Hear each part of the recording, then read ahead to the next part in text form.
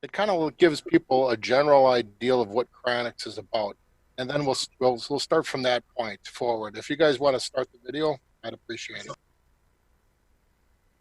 The fascinating science of cryonics could give people a second chance at life. The whole idea of cryonics started with physics professor Robert Ettinger.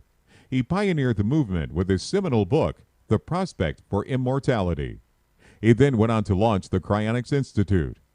But just what is cryonics, and what does the Cryonics Institute do?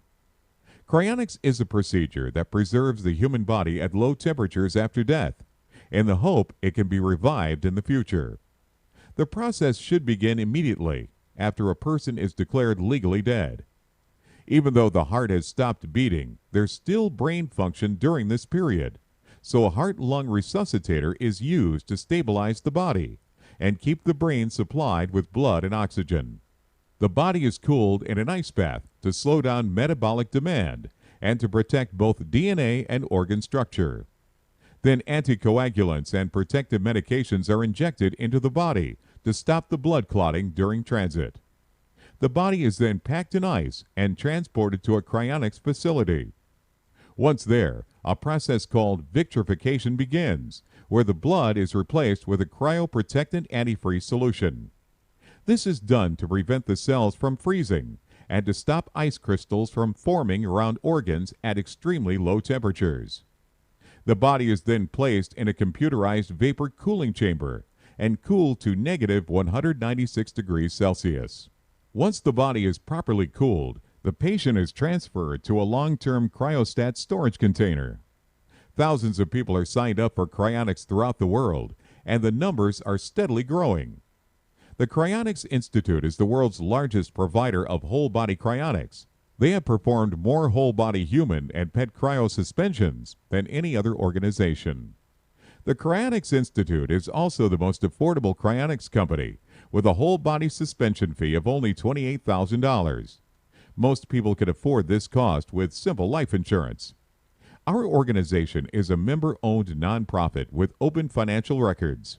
Suspension money collected is carefully invested in secure endowment-like securities. The investment dividends earned from these investments fund perpetual storage and cryonics upkeep. This is how CI has operated since 1976.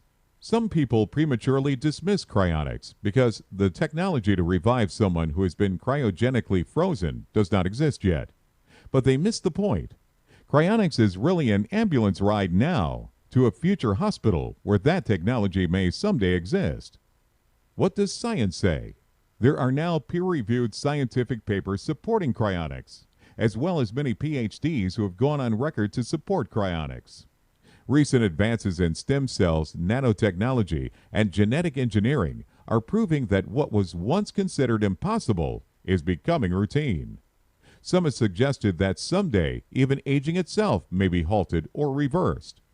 People once considered dead only 50 years ago today are revived with CPR and cardiac defibrillation.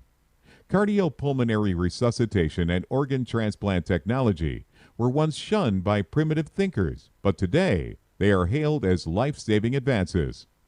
If history has taught us anything, no one knows the future, and it is foolish to say what future technology will be impossible.